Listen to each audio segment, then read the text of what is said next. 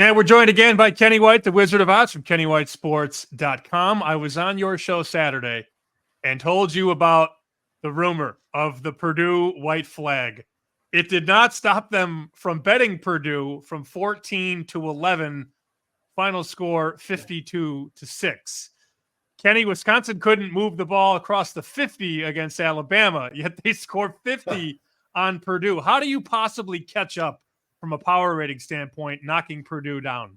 Yeah, I tell you, Sammy, it was great information. And you were telling me on Bet the Gambit that the market was still betting Purdue. And you had the information the team had raised the white flag, but that was against the coach.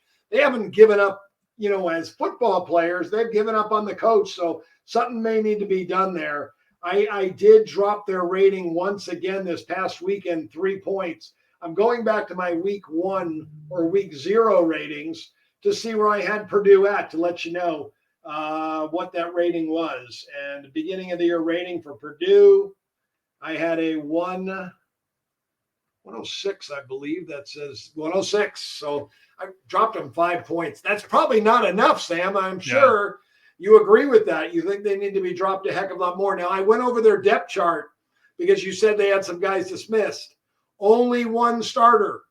That's it, from what my depth chart was at the beginning of the year. And he was worth a half a point. So I've dropped them basically 5 points on air because they haven't played well. Not on air, because they've stunk. They were horrible against Notre Dame, and that should have been the first red flag for us, that this team is not ready to play.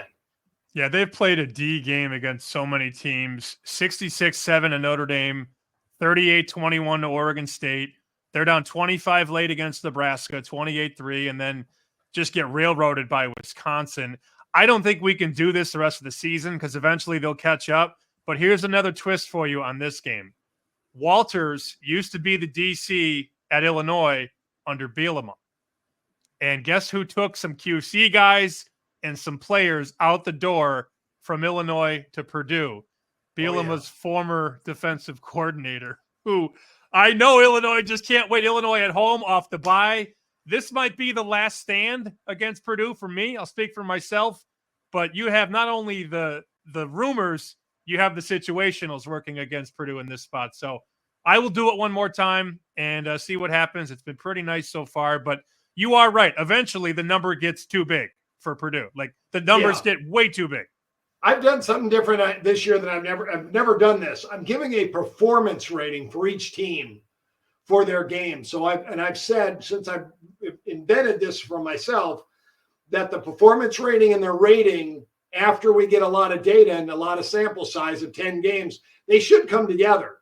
The performance rating for Purdue so far, 96. I am a 101. They performed on average 5 points below my rating every game. So the 96 is more what that team probably is right now. Let's go to 2 games that you do like on the board. This is at the bottom of the FBS board, 199 and 200. That's Washington at Iowa. Hawkeyes open 2.5.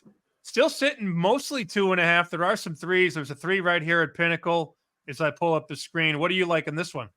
I love Iowa. Love the Hawkeyes here. I think it's a coaching mismatch. Kurt Ferentz against Jed Fish. Washington played basically a Super Bowl game last week. They played for the national championship last year and was beaten by Michigan.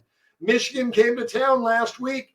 They were ready for that game. That was a circle the wagons game, the circle the calendar. Everyone knew the Huskies wanted to beat Michigan and get their revenge, and they did. Now they got to travel to Ames, Iowa for the first time ever. This is going to be an eye-opening event for them.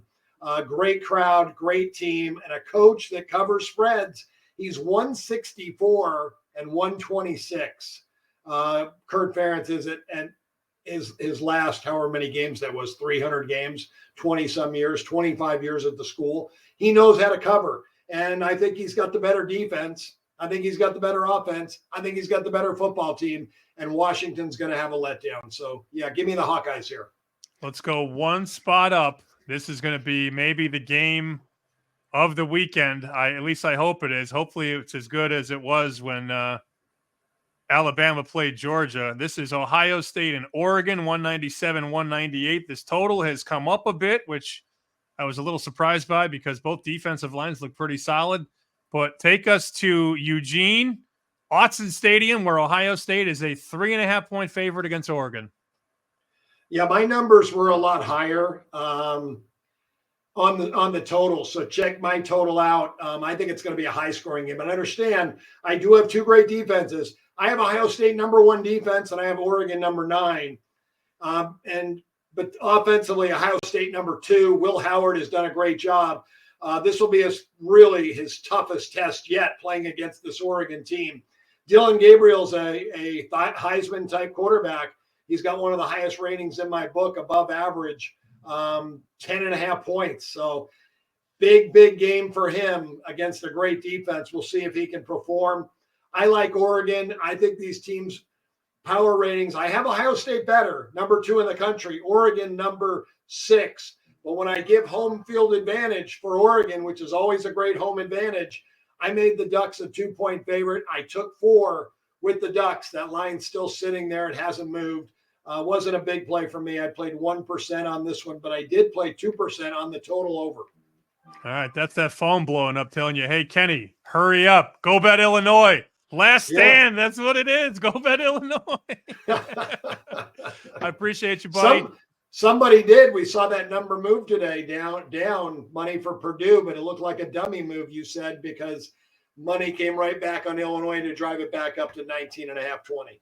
Yeah, somebody's sitting there holding 19.5 and then laying 17 back. That's a plus EV fake, pal. I will see you bright and early on Saturday morning. Thanks for joining us. Thanks, Sammy. I can't wait. Thanks for having me on Chicken Dinner.